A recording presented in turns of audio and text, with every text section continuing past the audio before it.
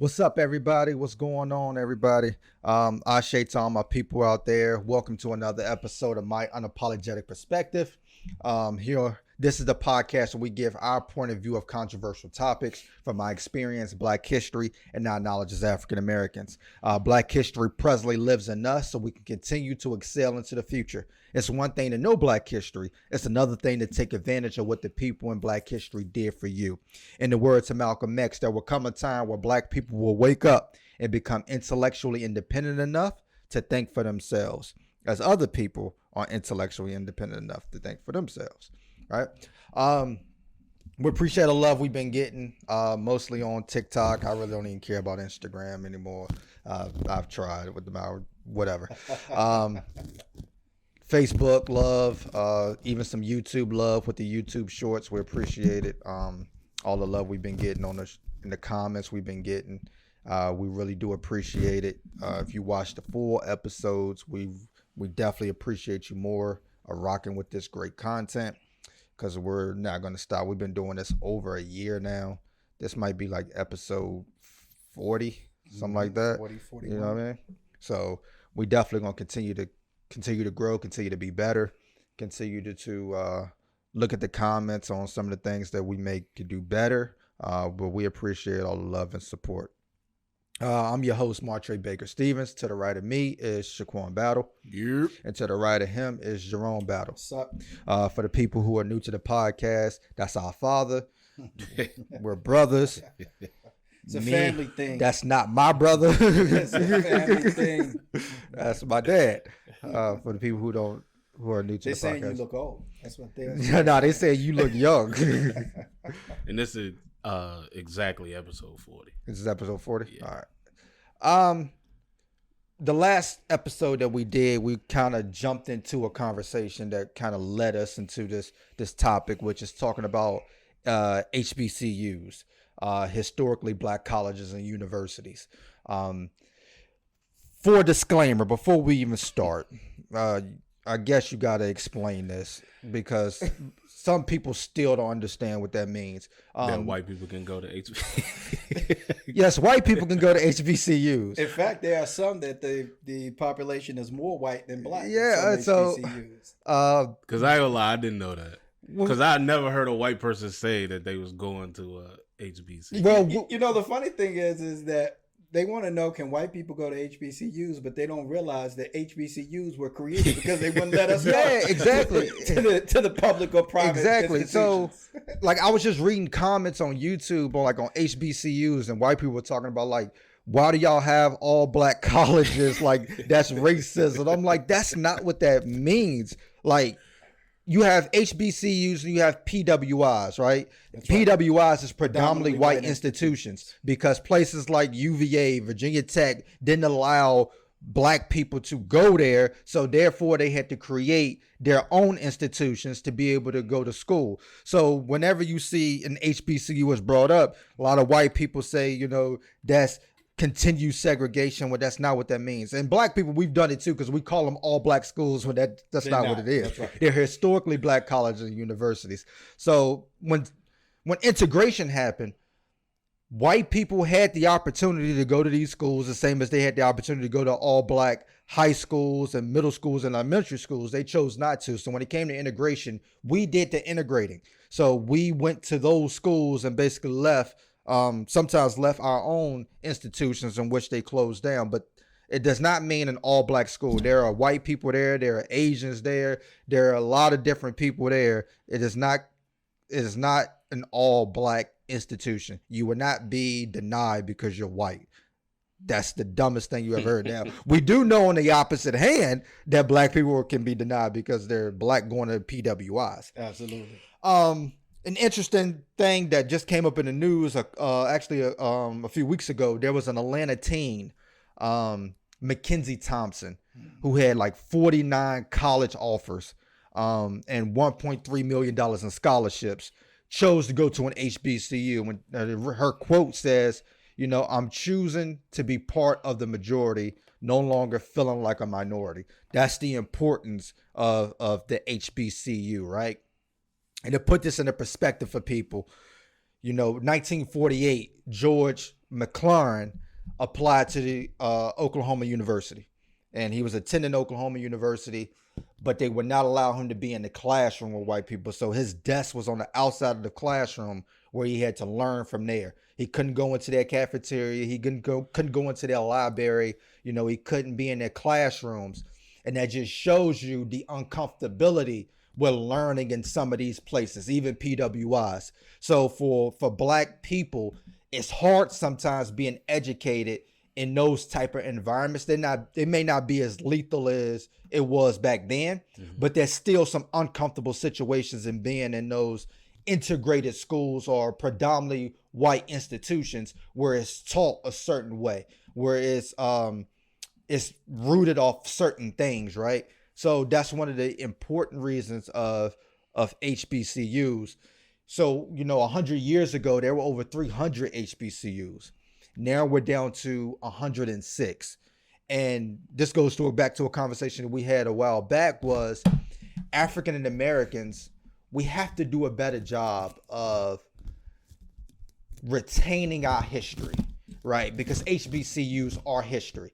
And what we've seen over the last century is African Americans have allowed not just HBCUs, but predominantly black things, historical sites, historical people, monuments, and all of these things just be taken away from us because we haven't kept it up, funding wise, or been educated kept even businesses active by shopping there or buying there, because we have kind of pushed aside our own history and just talking about it when white people have the actual evidence of their stuff.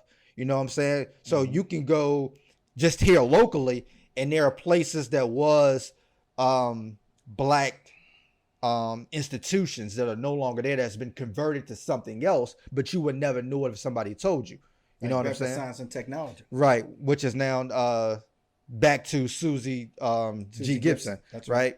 So without keeping those HBCUs alive and funding and sending our kids there, and all of the millionaires that we have now in America that are black, without them funding that money back into our own community, we lose sight of our history sometimes too.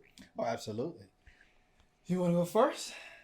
You want to respond to that? First, the thing I like the most about HBCUs is something that you mentioned, is that when you went to a PWI, and at the early education level, middle school, elementary, high school level, you don't really have a choice, right? So you go to the school that's in your district or your zone to go to. So you don't have a choice. So when you get to higher education, you have an opportunity to choose.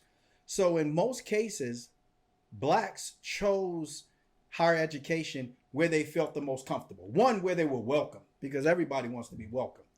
It makes better for a learning environment when you're comfortable.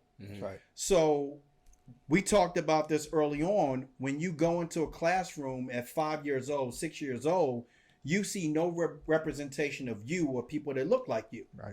There's no symbols of that, right? So once you get to the higher education level, you decide, I want to go where there's people like me. Yeah.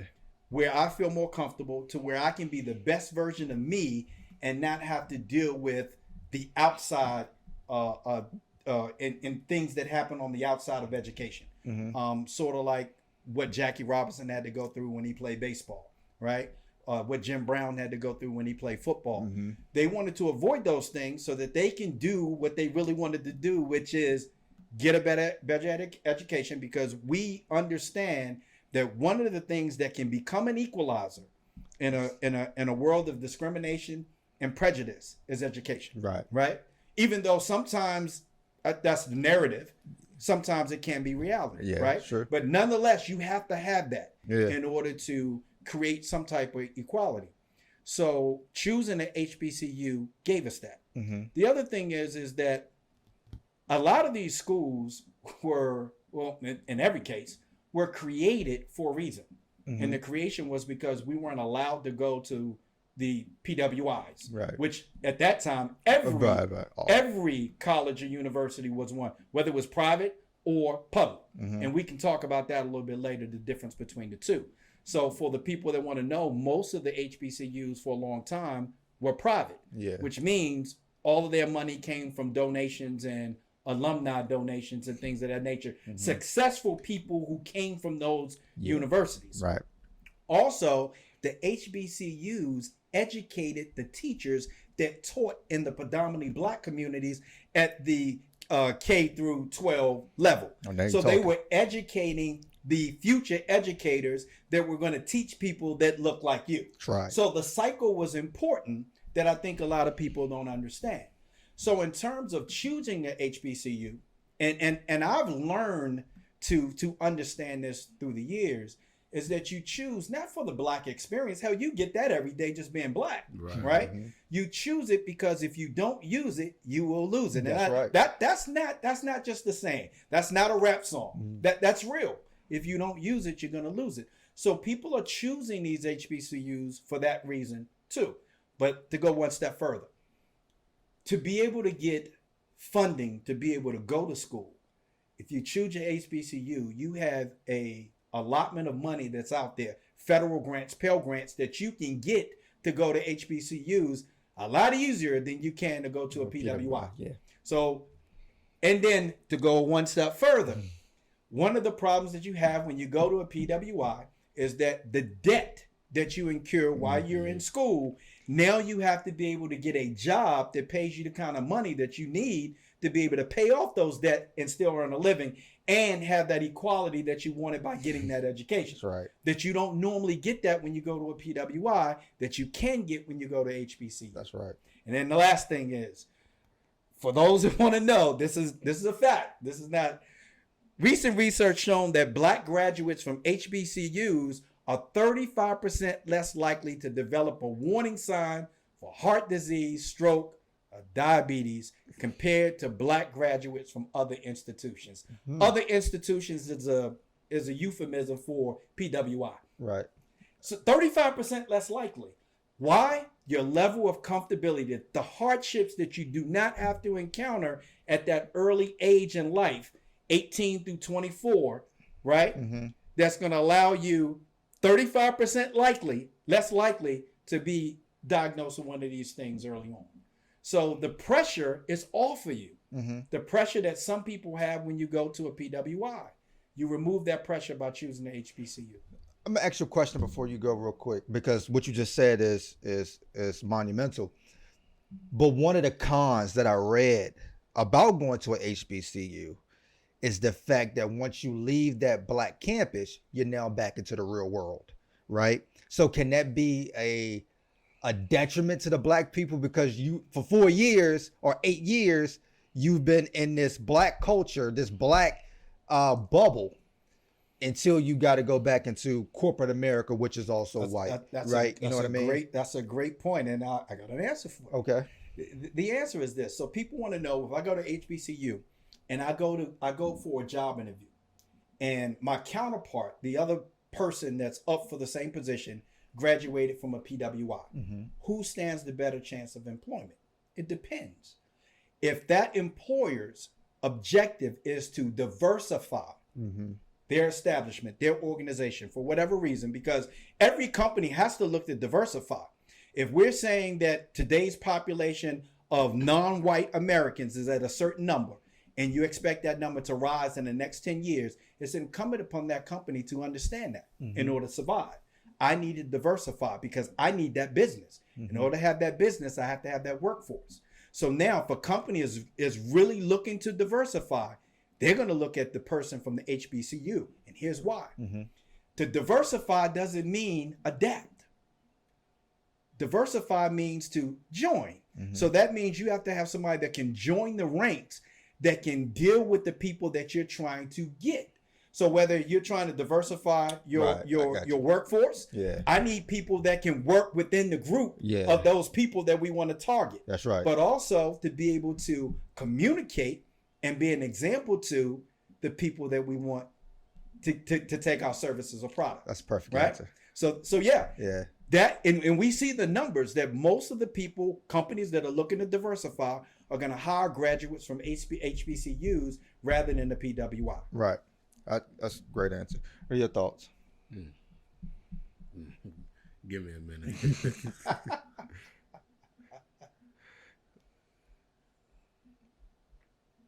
Now y'all can keep going, but I'm just trying to process that. It's a lot, and I think sometimes having words like when you use words like black, I think people assume that it excludes a certain group. Yeah. And what they don't understand is the reason we have to use the word black, or when you look at NAACP, you have to use the word color. The reason that you have to do that is because we was excluded from everything else. Right. So in order for us to be included, we have to use words that identify with us. Right. In order for you to understand that we're included. Otherwise, we're not included. So, and just to make a quick connection, I know over the weekend you guys heard about the shooting in Buffalo. And one of the things that, and I'm not going to mention the guy's name, but one of the things that he mentioned in his manifesto, and even in the video parts that he videoed on his way to that location, is that America systematically was replacing black people in the position of white people. Yeah. Yeah. One of the things we've talked about on this podcast from day one is that when you infringe on white America's privilege, they fight back. Yes, right. Right? So for me, the fight back means you understand that you have a privilege. Yeah. And you don't want to give it up. So for the people that think racism and prejudice doesn't exist in America, why do you have so many people feeling like this 18-year-old kid? Why do you have so many people in America feel the way that he feels? If we were equal, if the playing fields were equal, why do you want to eliminate us? Yeah. Right?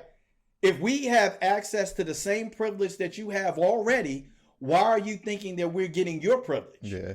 We're not. It doesn't exist for us. And we don't want your privilege. We want ours. Yeah. We're not trying to take anything from you. Right. We just want you to acknowledge that we have the rights to the same thing that you have. That's all we want. That's right. That's right. And when you look at that, so when you look at segregation was the creation of HBCUs. That's right. Integration was also the demise of a lot of HBCUs. You know what I mean? The numbers began to dip because once the opportunity came, African Americans started to move into those joints. But before the war, the South, of course, wasn't interested in educating black people at all. Even white people weren't allowed to teach black people how to read and write and all of these other things. That's because an educated black population cannot be an enslaved population. Exactly. Right. You don't want them to be educated, because if you educated, you can think for yourself, and if you can think for yourself, that means you can change some things, and we don't want you to change anything. So during the war, enslaved Africans escaped to the Union soldiers, which they were called contraband at these Union camps. Right. So they had contraband schools, which they would go outside and learn to read and write while in the midst of the Union soldiers. And then after the war, again, like we talked about on the Reconstruction episode, the Freedoms Bureau came from the North and came down South and started establishing all these schools. What we didn't talk about on that episode is how a lot of those Freedmen's Bureau that created these schools, a lot of those white people that built these black schools had their own agenda. That's right. Right? Because like we just said, if we have to educate you, then we're going to educate you in a way to where we're still in control. So we want to control that education. So you'll learn the things that we want you to learn about, right? You'll do the things that we want you to do. You'll behave the way we want you to behave in these schools. And a lot of HBCUs were subjective to that because a lot of them were created by these Quakers and these white people who didn't see black people as slaves, but they didn't see them as equal either. That's right. So when you don't see them as equal, you still want to control them. So you start building these own schools with your own agenda. And the First AME Church, again, like I said, whether you're Christian, Islamic, whatever religion you believe, you cannot talk about black history in America without talking about the church. That's right. Period. You know what I mean? The First AME Church, the African Methodist Episcopal Church, said, wait a minute. We have our own ideas about how we want to run our schools. That's right. We have our own ways we want to teach. We have our own teachers that we want to teach. Even though they may only read on the 4th grade level now, they can still teach kids to get up to a fourth grade level, and they continue to grow from there. So they started building their own, like you said, private HBCUs, which is not funded by the public, right? So most HBCUs were still ran by white people. And one of the ones I read about was at Fisk University, where the president was running it kind of like a prison, telling people when to wake up, when to go to bed, when to eat, when to sleep. They couldn't have social programs. They got rid of the sports teams. That's where he went, right? W.E.B. Du Bois and his daughter went there. So what ended up happening was W.E.B. Du Bois heard about the way he was running it, and at the daughter's graduation, they asked him to come speak. And his whole commencement speech was about the president and criticizing the way it was being ran, to where they ended up doing a riot. Well, that's what you want to call it. What we know that's what America's going to call it, to run him out of Fisk University. But you had that happening so many times within America, where there was so much control. So a lot of the AME Church began to build their own HBCUs, especially down in the South. But one of the first HBCUs is the Institute of Colored Youth, 1837, which was it's called an HBCU, but really it was on a high school level education, higher education, right outside of Philadelphia. That's right. It's today called Cheney University of Pennsylvania. You also had Ashman Institute of 1854, which was the first place to start offering degrees as an HBCU, which is now Lincoln University. And of course, the oldest private HBCU was Wilberforce University, which is out in Ohio, which built by ex-slaves that escaped during the Underground Railroad. And they began to operate their own African-American school, again, from the first AME. And then again, after the Civil War, you had Atlanta University, which is now called Clark Atlanta University. And during the actual war, ex-slaves began to develop that school. You also had Howard University, developed in 1872, something like that. But it was one of the first black law schools. Charlotte Ray, a female, was one of the first people to graduate, was the first female to graduate from there. And she was admitted to the District of Columbia Bar. First woman admitted to the District of Columbia Bar. You also had Charles Houston, who was a dean at Howard University of that law school. And at first it was just night classes, but he changed it into a full-time curriculum and accredited curriculum with the Bar Association. So he brought in black lawyers teaching the future black lawyers. Can you picture that in your mind?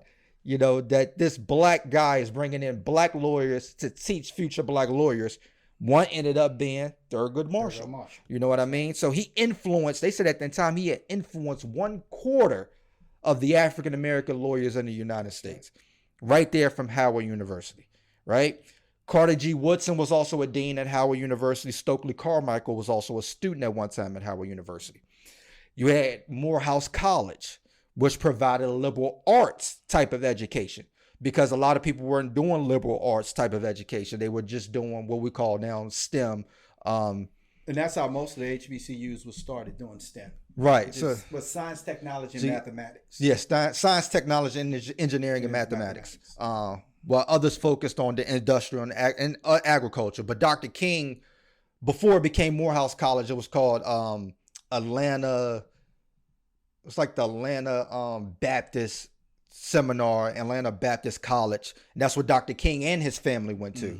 And they were also a part of the civil rights sit-ins, because of course they were connected to Dr. King and his family. You had Spelman College, which was the all-female version of Morehouse College. So Morehouse was all male, Spelman was all female, and they produced their first bachelorettes in 1901. Hampton University, or Hampton Institute, was built by a person who didn't think that blacks were equal to white people. So he incorporated the agricultural stance and getting black people to do vocations, right? And one of his students happened to be Booker T. Washington. That's right. Booker T. Washington goes to Tuskegee and continues to teach this, and he begins to teach that vocation should be the only way for the African American at the time, which was controversial because people like W.E.B. Du Bois disagreed and felt like black people should have the opportunity to do STEM, should have the opportunity to do liberal arts, and do all of those things to create change for civil rights. Just a few more. Morris Brown College, started by First AME Church. You had Simmons College out of Kentucky, was the oldest in the state, started by former slaves. You had Paul Quinn College out of Texas. And you left that drum line, ain't you? Morris Brown. Yeah, and at one point, Booker T. Washington was not sold that HBCUs were technically the way to go. Mm-hmm. They had what was called black junior colleges, and he had the first one that was in Florida. Most of them took place in Florida. Yeah. The reason being is after the Brown versus Board of Educations in 1954, every time you have a ruling that does not favor white America, the South would do something to offset that, right? So when you had the civil rights, and then you come back with something else. Before that, Emancipation Proclamation, you come back with Jim Crow laws. Yeah. There was always something that the South would do to offset laws that didn't benefit them.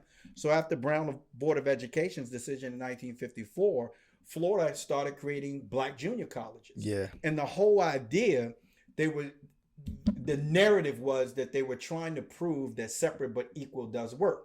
That's not what they were trying to do. What they were trying to do is create another avenue for you to be able to go to college so you didn't have to go to one of those PWIs in Florida. They didn't want integration. That's not what they wanted in Florida. And Booker T. Washington kind of agreed to a point. As we know, Booker T. Washington was also a firm believer that if you were educated and you had wealth, that eventually you would get accepted by white America. He really believed that. Yeah. That was one of his common themes that him and W.E. Du Bois would differ about. Yeah. But he believed that. And we know that concept did not work. Yeah. But what did happen is, and this is important, what did happen is the federal government decided, because your private-owned schools, your public-owned schools get state government funds. Yeah. Right? But you could get federal funds to go to HBCUs. So to offset that, they started creating availability for federal grants to go to these PWIs, even the public ones versus just the private ones. And it created an avenue that allowed black kids to be able to go to PWIs. Why? Money. Yeah. More money. More money. We talked about on many episodes, what is it normally about in America? Money. Yeah. All right, we're going to take a quick commercial break. We'll be right back. And we are back. Go to YouTube, type in My Unapologetic Perspective, and follow all of the latest episodes. Follow me on TikTok, Martre_S. Follow all of the latest clips. We're going to continue on. Let's see what we got. Where we at? So just a few icons. We gotta do that, right? David Dinkins, Howard University, first black mayor of New York. Jesse Jackson, North Carolina A&T, civil rights activist. Spike Lee, director, Morehouse College. W.E.B. Du Bois, writer, Fisk. Toni Morrison, Howard. Althea Gibson, Florida A&M. Gladys Knight, Shaw University. Thurgood Marshall, Howard University. Langston Hughes, which is on my shirt, Lincoln University. Stacey Abrams, Spelman College. Keisha Lance Bottoms, the mayor of Atlanta and a graduate of Florida A&M University. Shout out to Keisha. The best wide receiver to ever walk the planet, Jerry Rice, Mississippi Valley State. Are y'all agreed? Oh, I agree. Keep going. Kamala Harris, Howard. Stephen A. Smith, that's on ESPN, First Take, Winston-Salem State University, and Oprah Winfrey, Tennessee State, and the list goes on and on and on and on. I said Martin Luther King earlier. Oh, okay. Movies. Of course, you've seen The Great Debaters with Denzel Washington, who played Melvin B. Tolson, who actually went to Lincoln University, but he trained people on at Wiley College during the debate team, in which that debate team rose up, and in the movie they beat Harvard, but in real life they actually beat USC. That's right. At a debate. A different world, of course. Y'all know I was gonna bring that up. Fictional, but it was fictional Hillman College, but the campus used the series to film at Clark Atlanta University and Spelman College in Atlanta. School days, of course, being that Spike Lee went to a HBCU, you know he had to do a movie about an HBCU and fraternities. Drumline, HBCU, talked about the marching bands, and then you had Stump the Yard, HBCU fraternity step teams at HBCUs. So now let's get to a little bit of the problems that's been happening at the HBCUs, right? So we talk about, of course, the number one problem is lack of funding. That's hurting the HBCUs.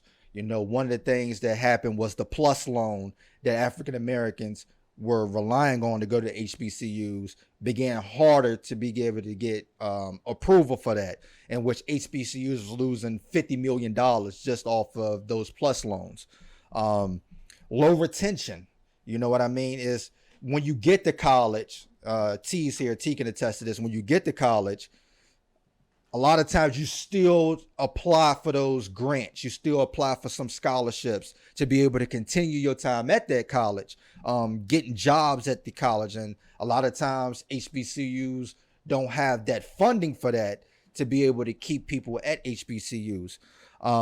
So, you know, if you go to a PWI, there's just so many donors that's just throwing money at these PWIs, and there's just so much scholarship opportunities, so much financial aid that you can get, even especially if you're black, because like again, they get so much more money if you're black. You know what I'm saying? So there's African American based scholarships that you can get at these PWIs that they have to spend a certain amount of money to diversify. They call it incentives to get minority students, but it's really a quota so they can get federal funds. Yeah. Listen, son, I'm trying to throw a lot of financial aid.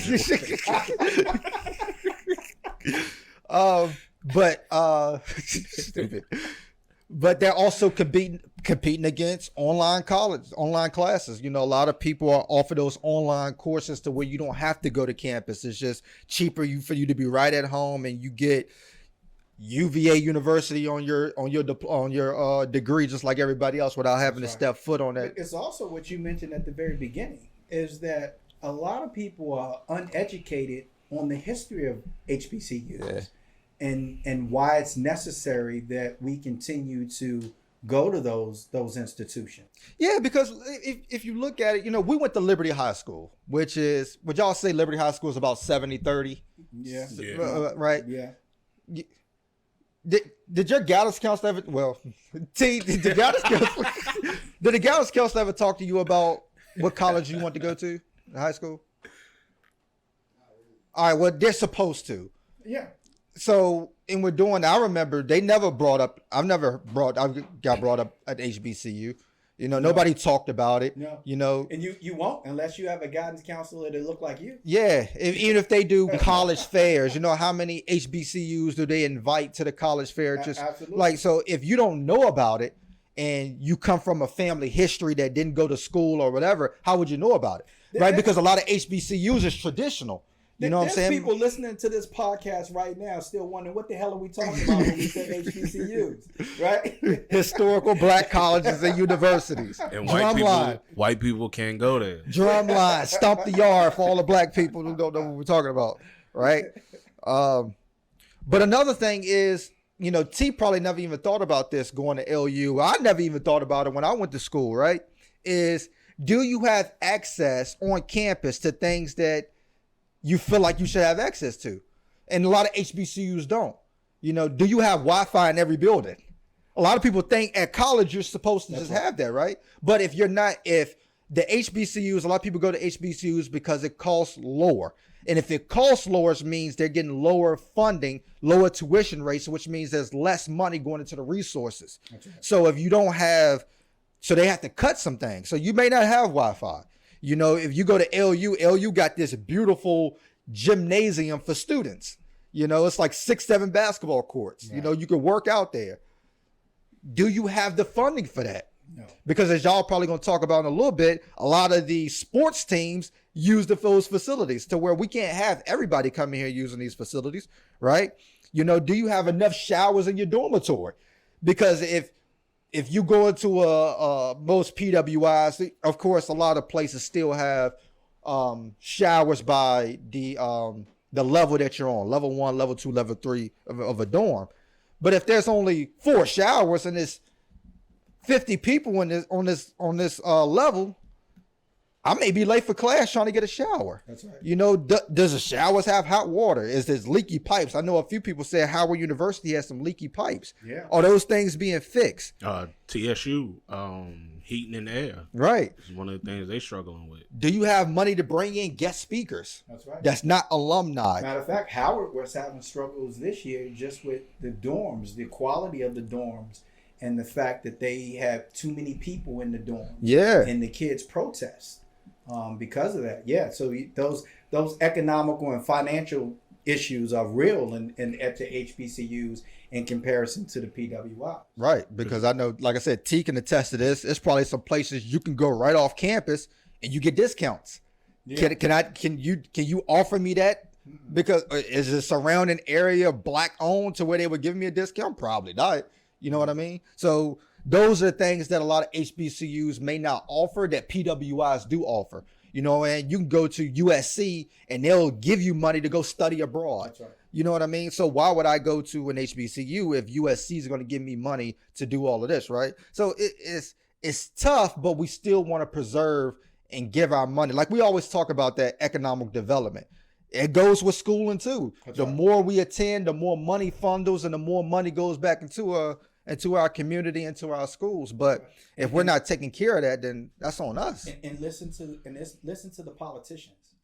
So the politicians, even at the state level. Yeah. So when you have people running for governor and lieutenant governor, you have to make sure that you're listening to their campaigns, because they're the ones who are going to decide the amount of money that's possibly going to these HBCUs that will be available to you, which a lot of people don't do. And if you listen to our lieutenant governor, when she first won, what was the first thing that she said? Is that she's going to make sure that more funding go to HBCUs. Yeah. Yet, before that, she said she doesn't see a disparity between the two. Well, but obviously there is. The passage was, the initial thing was $43 billion. That's right. And that got cut down to $2 billion. We knew that was going to happen. Yeah, it got cut down to $2 billion. 43. They won't even get that to. They won't even get that to Ukraine to fight Russia. So you would get that from no HBCU. Yeah. You forget about that. So it was $2 billion. Yeah. We got a little $2 billion. Yeah. You know what I mean? But nonetheless, $2 billion that divide amongst the HBCUs in Virginia. That's a lot of money. Yeah. And it's a lot of money that's going to be used. We know that's going to be used the right way, because very rarely do you hear about misappropriated funds in HBCUs. Yeah. Because they're highly monitored by everybody. Yeah. Not just by the Black America, but mainly by white America, because they're looking for something to bring down those institutions. Mm-hmm. So if you look at it, like we talked about, there are STEM powerhouses, science, technology, engineering, and mathematics. 65% of all Black physicians and half of all Black engineers graduated from HBCUs. Tuskegee and Alabama A&M are top 2 engineering schools, not just HBCU wise, but in the nation, right? Spelman College is the second largest school in the nation that sends Black undergraduates on to medical school. Jackson State University, not just Dion there, baby, receives the highest amount of HBCU federal research funding every year at $68 million. It is known to have intensive research programs. Xavier University out of Louisiana, not Xavier that's in the Big East, has a consistently top-ranked pharmacy program, annually produces more Black graduates who go on to medical school than any other university in the nation, right? Morehouse College, high rates for business administration. North Carolina A&T, big for Black engineers. You're talking about great things going on at HBCUs, and a lot of it gets overlooked because they're not your Florida universities. They're Florida A&Ms, right? They're not your Texas universities. But it's not always about the name, the grand scheme, the promotion. It's about what you get while you're in that classroom, right? And that's what the culture of HBCUs to get you, because you're around like-minded people. Yeah, you know what I mean. Yeah. And I was joking earlier with the movies, but in Stump the Yard, she told him, because he was like, I don't want to be here, and she told him, go down to the hall, walk through it, and then make your decision. And he goes down there and he finds out all of this history that he didn't even know existed. Feel them ghosts. Yeah. You feel those ghosts. But you alluded to something that years ago, I never really understood it, but it led me to, and you're not going to like this comment, Siobhan, why I don't like Virginia Tech. So, as you guys know, I love that. Your Uncle Alvin went to Virginia Tech, for 3 years. And soon after he was no longer at Virginia Tech, one of the things that they did, based on the information we're talking about now regarding black engineers, the percentage of black engineers coming from HBCUs, to offset that, Virginia Tech is one of the largest engineering institutions in America. To offset that, they had an incentive for minority students to go to Virginia Tech that you damn near could go for free almost. Yeah. And until they met the quota, until they got a certain number of minority students, the incentive was huge for them to do that. So it's not that they wanted you to go to Virginia Tech. They could care less. They preferred that you didn't. It's because they were able to get the funding so that they could get back into being that top tier engineering institution to compete with the HBCU. Yeah. So that's why I don't like Virginia Tech. Yeah. But it's a lot like you get around just like a lot of like-minded people, like we talked about that comfortability in the classroom when subjects come up that you feel comfortable because everybody in the classroom, we may be from different places, but we can relate at some point. Right. You know what I mean? Not just the students, the teachers, the professors can relate, the guidance counselors can relate, That's right. the alumni can relate, everybody can relate, right? Majority of people don't understand how to communicate to black students. So when you saw a black teacher in high school, especially like the area we come from, it was almost like, let's go. Yes, somebody that finally can correlate and communicate to me and understand me on a level that can't nobody else do. Especially when I may have behavior issues or I may have learning disabilities. Yeah. That's big. So to have somebody that can understand that, because that might be related to my home life. That might be related to my community environment that I live in. Triggers. You understand my triggers. Absolutely. So that's huge. And that's a segue into why a lot of black athletes choose HBCUs as well. Now, unfortunately, they're going to find out once they get there that they may not have certain things available to them that they may have available at a PWR. But here's the thing, you can't miss something you never had. So if you're not transferring to a HBCU, you never had that anyway. So it's not going to be a big deal. But in terms of sports and academics, having somebody that understands my struggles is huge. Right. So if I play basketball, because here's the key. If you go to HBCU to play basketball and you go on scholarship, guess what? When you get an education, and hold on, I want to stop you real quick. I want you to hold that. I want you to hold that for a minute. Yeah, I want you to hold that for a minute. All right. So, another thing is it's just a safe space. You know what I mean? You know how hard it is going to not just a PWI, but going into corporate America, and everybody's looking at what you're wearing. Everybody's looking at how your hair is done. When you're in a black culture, nobody's looking at that because we all have our own individual styles, swag. And your style does not make me just gloss them and look at you like a certain way, right? So you get that comfortability. Also learning about the black diaspora, right? So you're learning about more than just what they want to teach you. You learn about the contributions in America from black people, the contributions in Europe from black people, and Africa, of course, where we're from. You learn about all those cultures. You get that concept from William Leo Hansberry, who created the African Studies at Howard University, that talked about things outside of America that black people were doing great. You're talking about those great type of concepts that you only can get at an HBCU, and you're proud of it. And when you leave there, you're unapologetic about being black, because you understand that you've been groomed to not feel ashamed about it, because there's just so many people who who are not like that, right? So when you go to Howard, you're gonna learn about Benjamin Banneker. You're gonna learn about Benjamin Banneker. You didn't learn about him in high school. Yeah, so you get, you know what I'm saying, you know, like people like Nathan Hare, who went to Langston University at an HBCU and taught at Howard University, who created the African American Studies courses that we have today. That's right. So without him going through an HBCU, learning that stuff, You don't get that. you don't get somebody to come up with a program and curriculum to be able to give to other teachers to be able to teach it. You know what I mean? So for the future of HBCUs, you know, I think there's going to be a lot more international students coming in, because there's going to be a funding for international students. And I think HBCUs need to get a hold of that, especially from the African diaspora, for Black people, for them to come here and correlate with the African American culture that you may not get outside of America.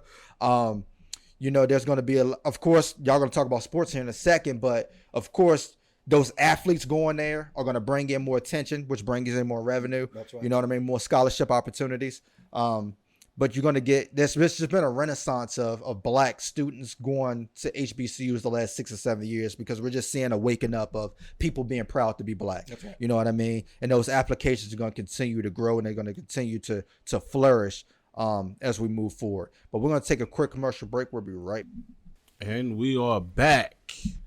And I'm not Martre. So we're gonna go into another segment. We're gonna talk about sports at HBCUs. Welcome, T. How you doing? And Tell him who T is. he got. Well, you tell him who it is with your LU stuff on. Fan of Flame. Your PWI. You must have just learned what that was. I did. How y'all doing? My name is Tyron Staples. Obviously, I'm not Martre Stevens. That's my junior. Yeah, I just graduated from Liberty University, a PWI, as Shaquan would say. Yeah. Oh yeah. I don't know if that's a PWI or not. I don't know. But Oh yeah, it is. It is. Yeah. It's a great school, but it is. Yeah, that's me. That's All me, right. buddy. If you had to do it all over again, Oh man. That's what you gonna start out would with? you choose? Because I didn't go to college, so would you choose a HBCU, or would you even think about it? All right, with that question, is the HBCUs how it is now? Yeah. Dion and Eddie Jordan. Yeah. And them, I'm going to HBCU. Yeah. I'm gone. Because a lot of times kids pick the Alabamas, the bigger schools, USC's, because now you got the NIL for the kids to make money. Yep. But more so being drafted. Where now, because you get to see, you get more exposure at these bigger colleges. Mm-hmm. Where now you basically control your own exposure with social media. Yep. So you don't need Alabama, you don't need USC, where you can post your own highlight films. The problem is you get into what you alluded to earlier, is you don't have the things that USC has. Yeah. You know, you don't have the Virginia Tech just built. They just got a donation for $9 million to build a new locker room. Yeah. Which Alabama's locker room costs $27 million. You have Deion Sanders, who just built a new locker room. I don't know how much theirs cost. I know he came out of his own pocket for it. I do know that. He had to come out of his own pocket. Now, Virginia Tech had a donor. Would you choose a HBCU, like you said, Deion or Eddie Jordan? Would you choose to go to HBCU because of the individuals? So I think what most people think is, and then I'm one of these people. So when I think back in my time, basketball, Indiana, Bobby Knight. Yes, sir. People went to Indiana to play for Bobby Knight, not for Indiana. They don't give a damn about Indiana. They went to play for Bobby Knight because in their mind, if I could play for the best, then that means I'm good. Yeah. Right? Yes, sir. So when it comes to the actual school itself, would you choose a HBCU because of the history and the desire for the experience and the level of education? Because we talked about that these folks are getting hired at a high rate coming out of HBCU, or would it be because of who's coaching there? I think now, Tyron, I would go for the history. Because I want to be a part of that history. Tyron back then, I probably would have went for the coaches. Gotcha. It was just different. Like me getting recruited, I think I heard from one HBCU, and that was Hampton. In which I didn't know until later on that HBCUs, they really don't recruit big time athletes because they know they're not gonna get them. That's right. Why would they waste their time That's right. competing with Virginia Tech or Alabama, places like that? But now with Eddie being a head coach, Dion being a head coach, and even the legendary head coaches, they realize, okay, we can get them kids. That's right. And just like the NIL deals, kids are realizing, okay, I can go to this HBCU and I can still get paid. That's right. I can just go off Dion because Dion's broadcasting what he's doing. Absolutely. You know what I'm saying? Where he just got the number 2 athlete in football. That's right. He give that man the NIL deal. That's so right. it's hard to compete with that. And then at the end of the day, you're playing for somebody that's just like you. That's right. Nick Saban, he's a great coach. Coach Freeze, an outstanding coach. But if Dion or anybody would have came and knocked on my door, I probably would have said, I'm going with you guys because that's right. Y'all look like me. Y'all understand where I'm from. Y'all understand my background. Like it's different. It makes it easier for me to connect to you.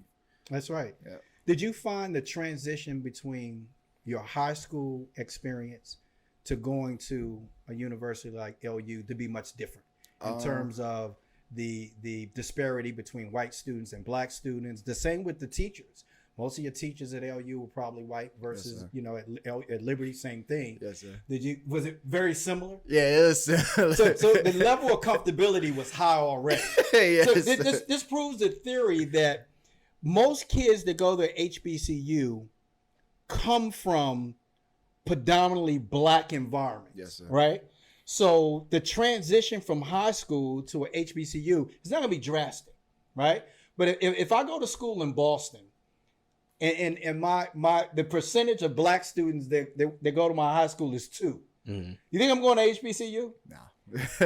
Right? I don't even talk like them, so I'm not gonna fit in. And we could talk about bullying. We could talk.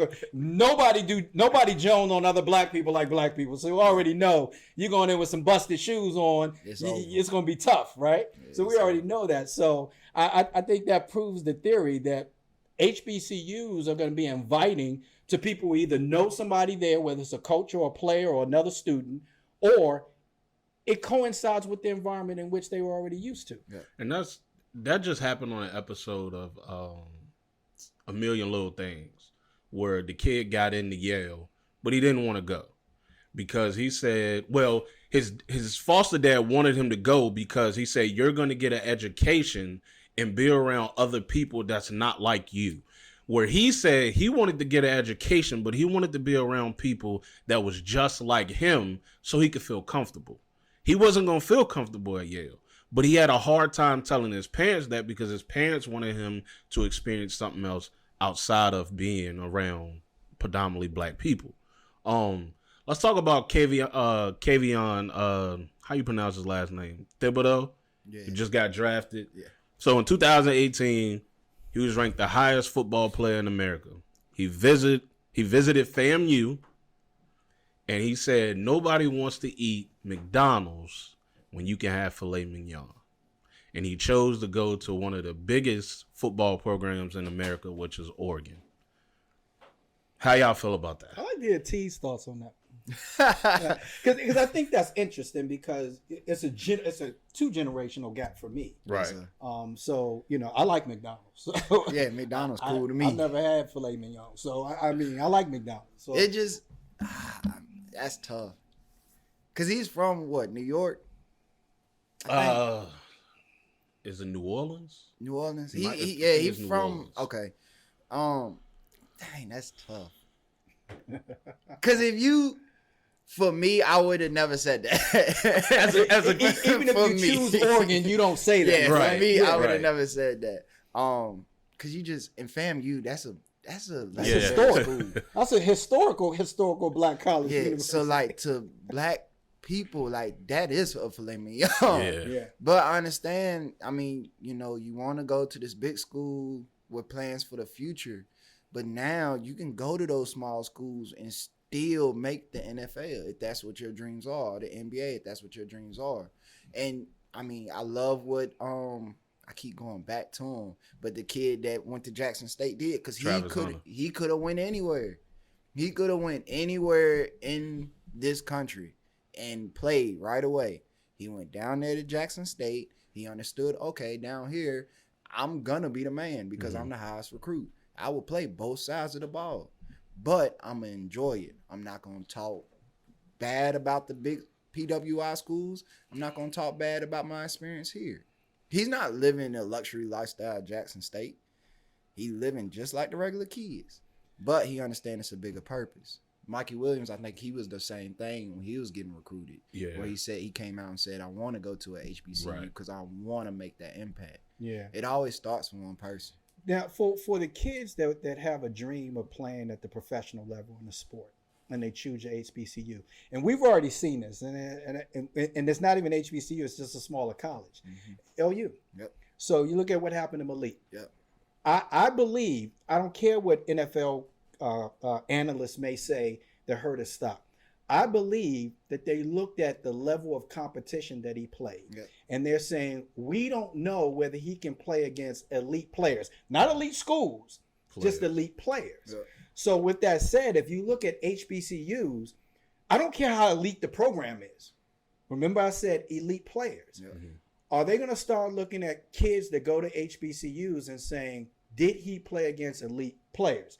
The difference between AAU and high school is you typically have the best players available in your area.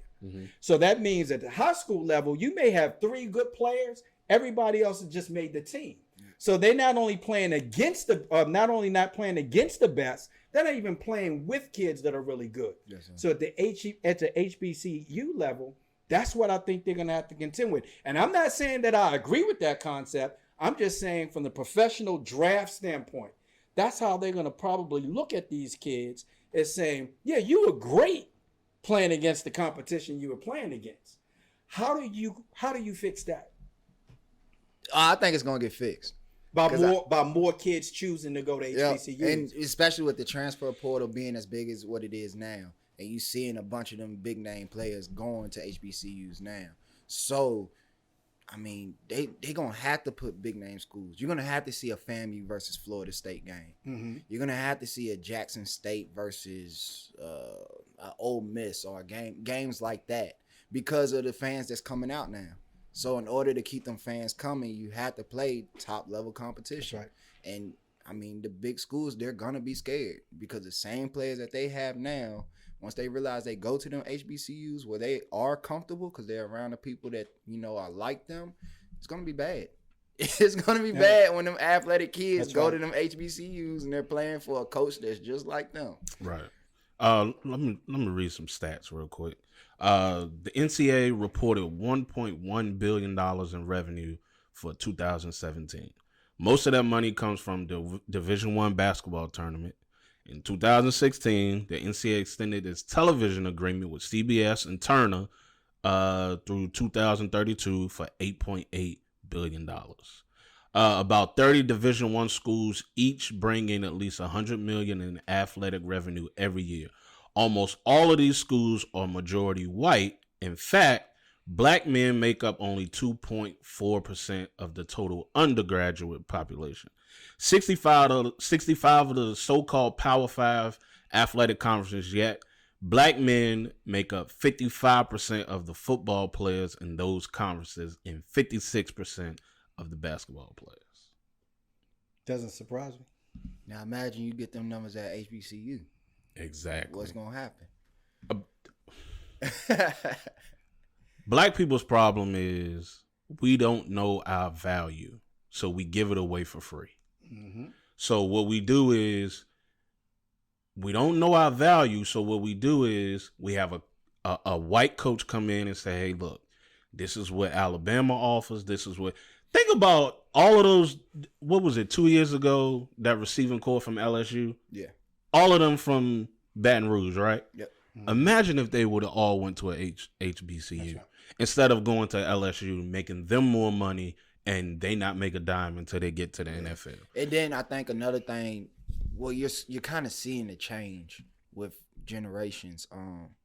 Y'all's generation, I know my generation, we looked at, I want to go to Florida State because of the sports history there. Kids now, they really don't know about the history, so they want to make their own history, and that's what I think is really cool because it's allowing them to step out, it's allowing them to try new things. But yeah, I think we're gonna start seeing those Jamar Chases and all those guys go to them HBCUs, and they're gonna bring their friends, and the HBCUs, they're gonna be big.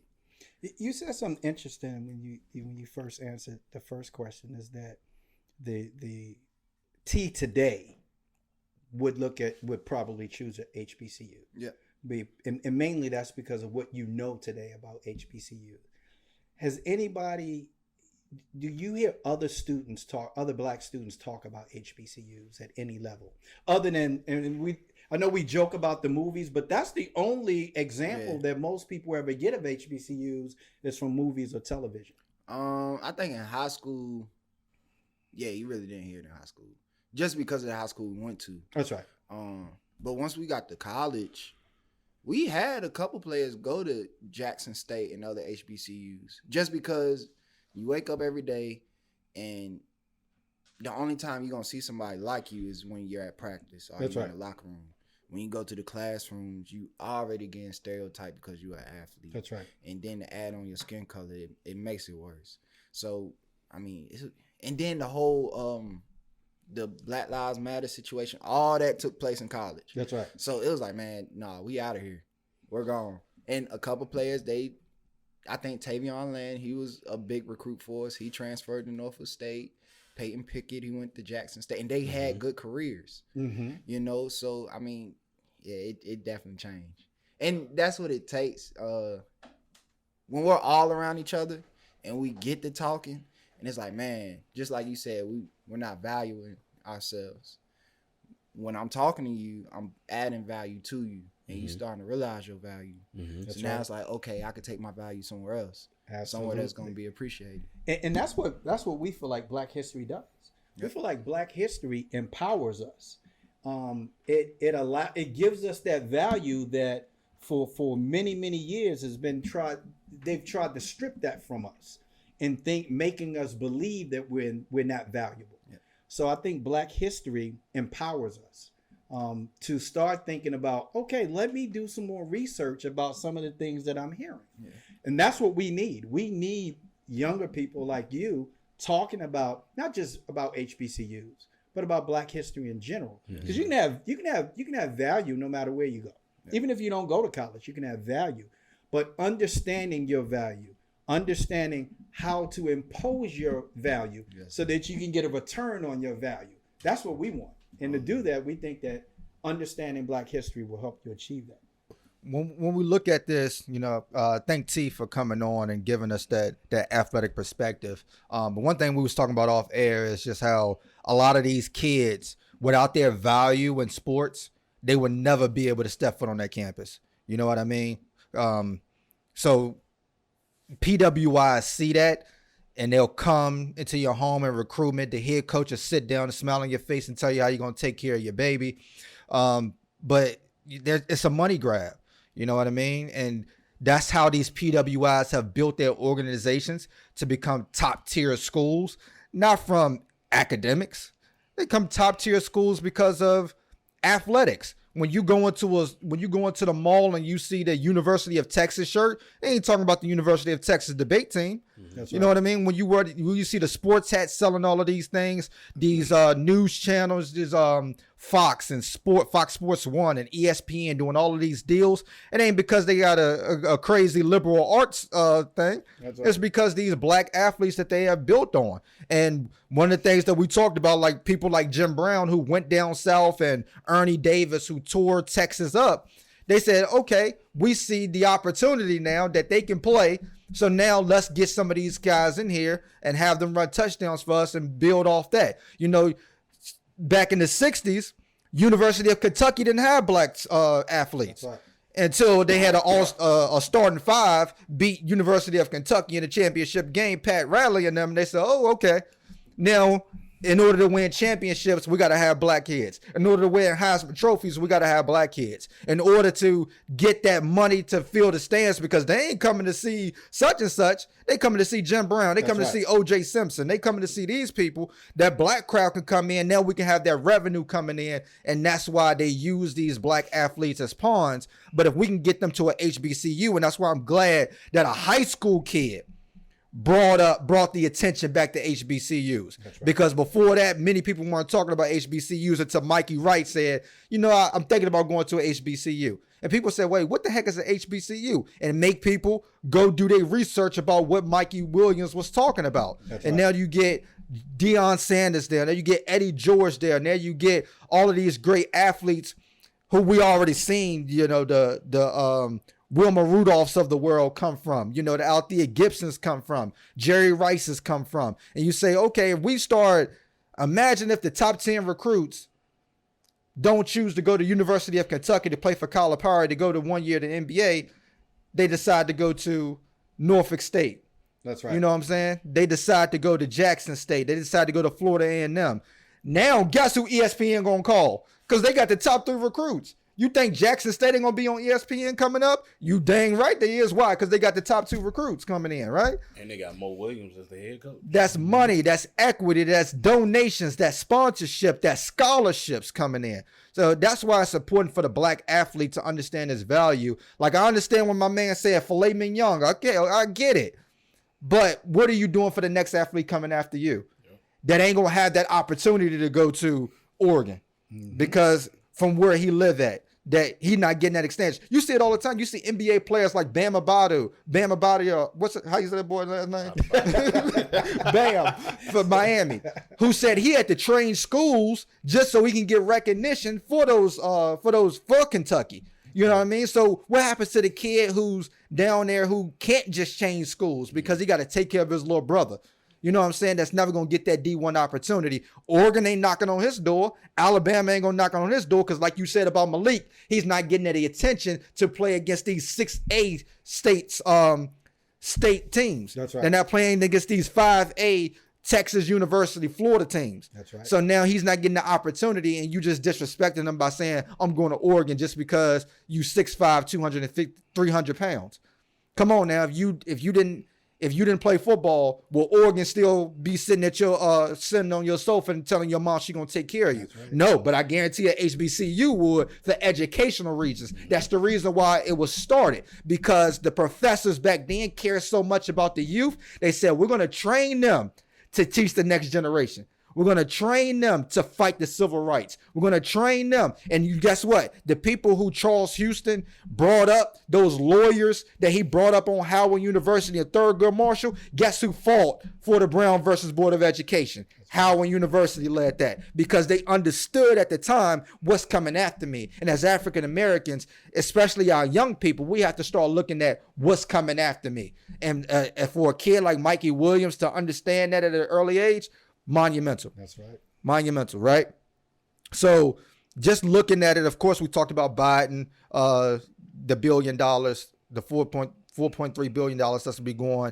But HBCUs make up only 3% of America's colleges and universities, but produce almost 20% of all African American graduates. More people go to HBCUs, they graduate at a higher rate than going to a PWI. Like you talked about it, that stress factor. That's right. Right? So you ended up going to a PWI, taking all of that student loan out, and you don't even finish. That's right. Imagine the debt that you paid off for something that you ain't even finished, right? And of those graduates, there's a large percentage of professionals and leaders that come out of that graduation. Yes. That graduation percentage. When we talk professionals, we're talking doctors, lawyers, business owners, politicians. Course, that's right. Leaders would be your politicians. You know, African Americans, it's cheaper to go to a HBCU, which means you're going to be in less student loan debt when you get out, which is huge right now. A lot of HBCUs, if more HBCUs close down, number one, that's jobs that black people have on those HBCUs that's going to be lost. And they said it's going to be close to billions of dollars lost. That's right. Because there's just so many graduates coming from HBCU. So if you have 7,000 graduates that are not going to be coming from that HBCU school that ended up shutting down, you're talking about $140 million that can go to the economy from black wealth that we can build. So we talk about building, like a lot of comments on one of our TikToks on Black Wall Street said we need to rebuild it again. Okay, to do that, we got to make sure we ain't in student loan debt. That's right. You know what I mean? To do that, we got to make sure that we keep these HBC open so we can continue to send these people to Texas State, to Florida A&M, to Jackson State so they can get these degrees and those type of things, right? So without that, we're not building that economic development. Howard University just did something monumental, which they hired 2 journalists that you might have heard of, Nicole Hannah-Jones and Ta-Nehisi Coates. Nicole Hannah-Jones is basically the front runner for the 1619 Project. That's right. And Coates is somebody who talk about the impact of slavery had on African Americans today. So the CRT that those PWIs don't want to talk about, Howard University said we're going to bring in the 2 front runners that wrote books on this. We're going to bring them right here. We're going to make them part of our staff. It's funny too that we talk about, you made the joke about when white people go to HBCUs. Well, interesting stats. So Bluefield State College, West Virginia, 92% non-black enrolled. 92. West Virginia State University, West Virginia, 92% white. Yeah. And I'm saying it because that's not one of my favorite states. But obviously, but also Delaware State. In recent incident with Delaware State. I just seen that. I seen that this morning. The athletic bus was pulled over in Georgia. Not one of my favorite states. Pulled over by state troopers in Georgia and searched the bus. Told them that they were going to search their luggage, everybody's luggage. But if they had weed, and specifically weed, right? If you got weed, if you tell us in advance, then the repercussions would be a lot less. If we find it, I can't help you. And that's not the part that's surprising, right? Because we're surprised if you're surprised, right? Yeah, exactly. The surprising part is they lied about it and said it didn't happen. Although they have footage to show that it happened. That's why recording is important. So once again, and one of the state troopers said, well, I didn't know it was a historically black school. Yeah. Interesting. 64% Delaware State is black. 36% is non-black. So we see that white people also understand the advantages of going to a HBCU. Because really, when you talk about the historical part, that's awesome. And we need that. But it's also the financial part that if you graduate from HBCU, that debt that you incur during those 4 years that you're there is going to be a lot less than it is if you go to PWI. So that's huge. That's important. So everybody ought to be looking at taking advantage of an HBCU, not just because of the historical part, but because of the benefits that in the return that you get in the end. So today, 80% of black judges, 50% of black lawyers, 50% of black doctors, 40% black engineers, 40% black members of the Congress, and 13% of black CEOs in America today graduated from HBCU. Boom. Mic drop. We love y'all. Peace. Be easy.